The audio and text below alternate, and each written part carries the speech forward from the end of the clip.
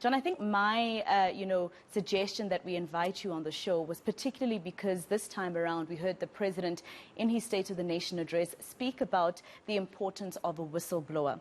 This then also affirms what the whistleblowers said after the Zondo Commission report actually said that whistleblowers are very important in tackling state capture. What did you make of what he said about whistleblowers? Well, in fact, I'm pleased that you framed this in terms of his concern about the social impact, the poverty and all the rest. I've been a social worker for 40 years now, and if people are asking now, what are you now doing working in providing psychosocial support to whistleblowers, it's because the wholesale looting of this country has had a terrible effect on the quality of life and the standard of living of the poor. And it really it desperately concerns me that we have lost so much through the state capture process. I mean, the state is meant to be there to serve its citizens. There's a social contract between citizens and the state. And whistleblowers are the ones that are trying to speak truth, and they're not getting the protection. And unless we have that truth coming forth, we're never going to see the healing and the transformation of our society that's been so elusive. I think also what was important for me, and it's a repetition. I mean, this is after Babita Deokaran was snatched away from her daughter, actually. A daughter who still needed her, who's still at school, who still needs a mother, and now has no answers. Nobody's been arrested after her murder. Okay, there has been arrest, but, it's still sketchy in terms of, whether or not they would face the charges that the state has brought on them, right?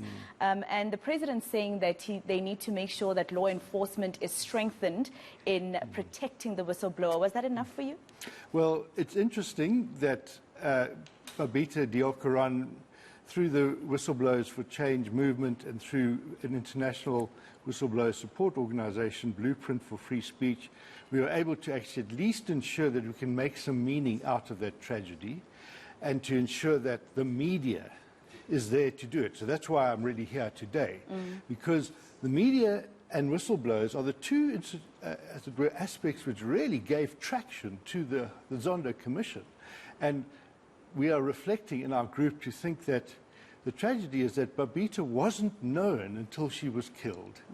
And part of the difficulty that she had, as I've learned from talking to family and friends, is that the experience of somebody that's got this burden of truth to share, and I actually prefer the term witness bearer rather than whistleblower, because they're carrying the burden of truth. You don't know how to share it, even within your family. You don't know how to communicate it. That's why, as much as it's important to have protection, it's also vitally important that there is support, psychosocial support, and that's why I've committed myself voluntarily as a social worker, with all my experience, to say, how can we ensure that the whistleblowers that have bravely taken a stand are not basically left in a vulnerable position with their lives ruined, with their families broken up, with them unemployed. And that's unfortunately still the state. And we were worried, frankly, that while we wait for legislative reform, where is the business community offering support? Where are the job opportunities for these folk? I mean, I took a few of them away last week to a writer's workshop so they could help them to tell their own stories. And they were struggling to just scrape together enough money to pay for it. So there's a desperate need of that. And they didn't do it for the money, but it should be, it's absolutely out of the question that people who are doing their country duty should have to be so penalized and have and experience such retaliation against them. And when you heard the president say that there would be some action plan that would be presented to the country by June at the latest with regards to the first and second report, as you sit down with the Whistleblowers for Change, are you thinking that's enough time? I mean, we've known that there's been state capture for quite a while now. Some of the things that came out of the report we expected. Yeah. Well, I mean, the first concern we have is, that saying nothing about us without us. And I put the question to the group in our WhatsApp group after I got this invitation, and some of the comments that people made. Martin Goyi The President speaks about this for a while now. What is the plan? Mzukizi Makache, whistleblowers should have an input in any plan or policy to protect them. Cynthia Stimple agreed. Nothing about us without us. So we're concerned that government is there, but there's a need for some immediacy.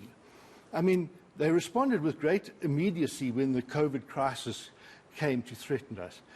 There isn't a sense of urgency, but we are hopeful. We're working quite closely now with the South African Human Rights Commission, with Sediso Tipanyani, who is one of the resource people in our group.